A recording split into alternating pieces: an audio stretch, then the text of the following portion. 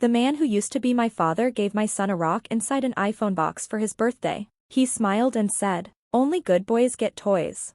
Everyone laughed, but 30 minutes later, no one was laughing anymore, especially after I said, "Go on, open it, buddy."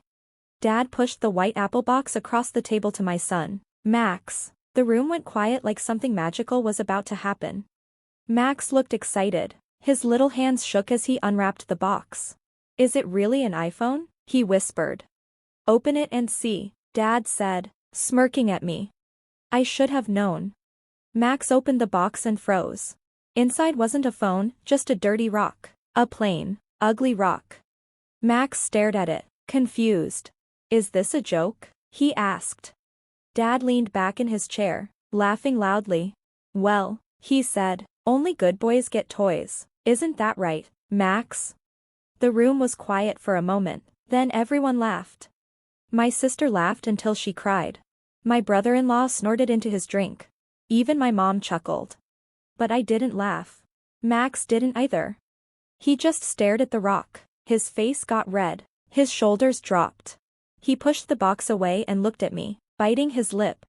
I knew that look. It was the same one I had when I was his age, when Dad used to do the same things to me. "Oh, come on," Dad said, waving it off. "It's just a joke." "Yeah," my sister added, nudging Max. "It's not your real present." But I knew the truth. There was no real present. This was the present, a rock in a box and a joke at a kid's expense. "Wow," I said, "you really outdid yourself." Dad shrugged. "Maybe next year he'll show some respect, then we'll talk about an iPhone." That was the moment something inside me changed. I looked at Max again. His head was down, his eyes were wet, and I felt something heavy and hot rising inside me. No more. I looked at everyone, my father, my laughing relatives, people who thought this was entertainment. They didn't know what was coming, but they would. And 30 minutes later, the room was silent. I wish I could say this was new, that Dad acting this way was a surprise. But no, this was typical. Growing up, he never hit me.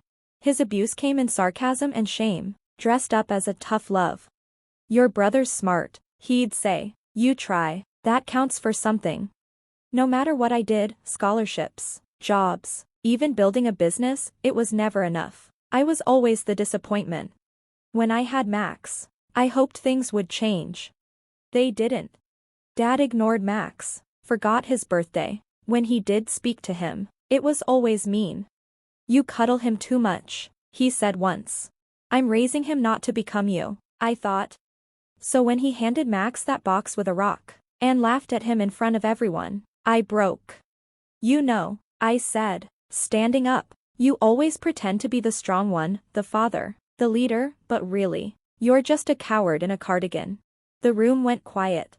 My mom's eyes went wide. My sister choked on her wine. Dad stared at me. "Watch your mouth," he said. "No, you watch yours," I said. "You just embarrassed my son for fun, for control. That's not a joke, that's cruelty." I was joking. "No, you weren't. You've done this your whole life, picking on the younger ones, the ones who trust you." Max was still silent, holding onto his chair. I turned to the room. "You all saw it, and you laughed." Silence again. I smiled, but it wasn't a nice smile. "You want to hear something funny? I actually bought him a real iPhone. It's in the car." I let Dad have his moment. I waited. Gasps filled the room. "Yeah, I thought maybe he'd finally act like a real grandfather." I looked at my sister. "But you laughed, Emily. And you're a therapist. You should know better." Her husband looked confused. My mom tried to calm things down. "Can we not do this now? It's Max's birthday." "Exactly," I said, "and you all ruined it." I left, grabbed the real iPhone from the car, and came back. I handed it to Max. "This is from me, because you are a good boy, don't let anyone say otherwise." He looked up at me. "Thanks, Dad." His voice cracked, and it almost broke me. Then I turned back to the room. "You had your show, now here's mine." I pulled out an envelope from my pocket and dropped it on the table. "What's that?" Dad asked. "It's the new power of attorney forms. You're not on them anymore." What? I'm done. The house you co-signed, the college accounts you were managing, it's all over. You're out. You can't. I can, and I did. My sister's husband turned to her. What accounts? Her face went pale. I saw panic flash across Emily's face. Yeah, I said. Maybe someone should have warned you. Guess who's been sneaking money from the family trust? Stop talking, Emily hissed. No, I said quietly but firmly. You stop. The room was completely silent now. Dad reached for the envelope like it might burn him. He didn't open it, he already knew what was inside. He always knows when he's been caught. You're making a mistake, he said through clenched teeth. This isn't how family handles problems. No, I said, icy calm. This is how a father handles it when his kid is treated like trash. I turned to Emily. Let's talk about the money you took from Max's college fund. You told the bank I said it was okay. She froze. I needed it for Ellie's therapy. No, you needed it for your yoga trip to Bali. You posted about it online. Healing my inner child. Funny, my real child's education paid for it. Her husband stood up. Wait, you took money from Max's account? She opened her mouth, but I kept going. $200. Gone. You forged my signature. I have the report. The bank teller even remembered you smiling while doing it. You're overreacting, she snapped, voice shaking. It's not like I emptied the account. You stole from my son. Don't try to play it down. Now my mom jumped in, fake tears ready. This is getting out of control. No, Mom. What's out of control is Dad using Max's social security number to open credit cards since he was 5. The room went silent. Emily sat down. Mom turned to Dad. What is he talking about? I dropped a folder on the table. 3 credit cards, all maxed out, all in Max's name, with your address. Dad went pale. You can't prove that. I already did. The bank's fraud team was very helpful once they realized it involved a child. You'll be getting a letter soon. I raised you, he said, shaking. And I trusted you, I said. And you used my son's name to fix your credit score. You pretended to be a proud grandpa while ruining his future. Mom sank into a chair. You've gone too far, she said. No, I said. You all did. For years, I was the family joke. Not as smart as Emily, not as charming as Dad. I paid for your holidays, your taxes, even your gifts, all hoping you'd see me for who I was. Or at least treat Max better. But you dragged him into the same mess. Dad exploded. You bitter little man. You're doing all this over a joke? I laughed, raw, angry. No, I'm done pretending. This family broke a long time ago. I'm just showing everyone the truth. I pulled out my phone. What are you doing? Mom asked, panicking. Sending all this to my lawyer, and the bank's fraud team, and Child Protective Services, just in case they want to ask why my son's identity was used. Emily jumped up. You're insane. I looked at her. No, I'm finally sane. Max stood next to me, holding the real iPhone I'd given him. He took my hand. Can we go, Dad? His voice was small and steady. I nodded. As we walked out, Dad called after me. If you leave, don't come back. I stopped, turned around. You made that choice the second you laughed at my kid. Then I looked at the rest of them. I'm not your punching bag, I'm not your wallet, and I'm not your scapegoat. I'm his father, that's all I care about. And we left. Outside, in the cold, Max looked up at me and said something I'll never forget. I'm glad you're my dad. The fallout started fast. The next morning, a text from Emily, you went too far. Dad's furious. Mom won't stop crying. I didn't reply. By noon, the fraud department emailed. The investigation had started. At 3 o'clock, I got a call from a detective. Mr. Turner, this is Detective Ross from Financial Crimes. We'd like to schedule a formal statement about the identity theft. Boom. They thought I'd cool off, let it go. No, not this time. Within 48 hours, I filed a full report. I gave them everything, documents, screenshots, the birthday video where they all laughed at Max. They laughed at a child. They stole from him. Now we were going to court. A week later, Mom called. I let it go to voicemail. Please, let's fix this privately. Your father's not well. Emily's upset. Come over, we'll talk. I didn't listen to the rest. Then came a letter from Dad's lawyer. They were threatening to sue me for defamation. I almost laughed. You can't defame someone who handed a rock to a kid and told him he wasn't good enough. I called my lawyer. Let them try, she said. We'll crush them. She wasn't kidding. The trial was set for June. Civil court, fraud, identity theft, financial abuse of a minor. But for me, this wasn't just about justice. It was about the truth. Court day 1, packed room. Emily looked ghost pale. Dad wore his best suit. Mom wore sunglasses inside, classic drama. Their lawyer tried to call it a misunderstanding. Mr. Turner, he said, smiling, don't you think this is too much? I leaned in, steady. My son's name and future were used like a joke. Yeah, it's too much. That's why I'm here. The judge nodded. Let's begin. And we did. Day 2, financial records. Day 3, bank teller testimony. Day 4, security footage of Emily signing my name at the bank. She claimed I gave verbal permission. I had proof she lied. She crumbled on the stand. Then it was Dad's turn. They asked, did you open credit cards in your grandson's name? He hesitated. I don't remember.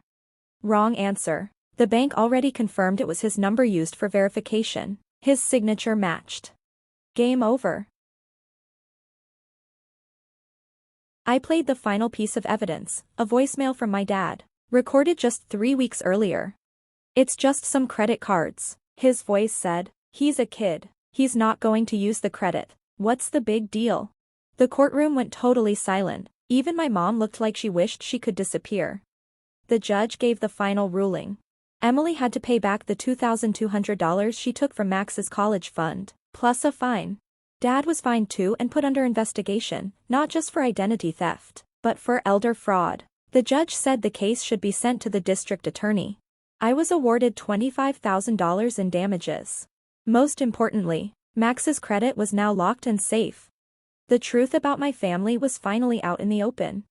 As we walked out of the courthouse, Emily ran after me. You've destroyed this family, she said, angry. Do you even know what you've done? I looked at her calmly. No, you destroyed it. I just uncovered the mess. She didn't say anything, just stood there, shocked. Max looked up at me. Are we done now, Dad? Almost, I said. Just one last thing. That night, we went to the Apple store. I let Max pick out his own AirPods and a case. As we left, he whispered, it's not about the stuff. I know, I said, putting my arm around him. It's about respect. They used to call me a loser. Now they call me the only one who can save them. I thought it would be peaceful after the trial, a fresh start. But I was wrong. At first, things were calm. I focused on Max. Opened a new, protected college fund. Took him to Aikido. Read with him every night. He laughed more, slept better. That weight he used to carry in his shoulders, one I knew too well, was gone. But the past doesn't let go easily. The first sign came from my mom. She called at 6 a.m. Your dad's in the hospital, she said. Heart attack. He needs surgery. We can't afford it. The court took too much. He's asking for you. For Max. He regrets it, she said. Please just come see him. I hung up, and I didn't go.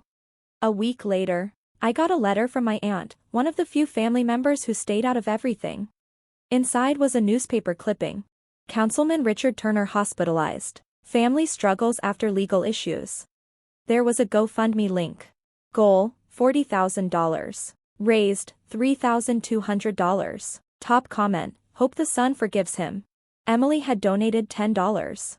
Her message, I hope he gets a second chance. As a father, as a grandfather. It was pathetic. A few days later, another call. Unknown number. It was my dad. I wasn't planning to answer, but something made me do it. Hey, son, he said. His voice was weak. I can't sleep. I think about what I did to Max. The rock. The look in his eyes. I thought it was funny, but it was cruel. Like I've always been. Long pause.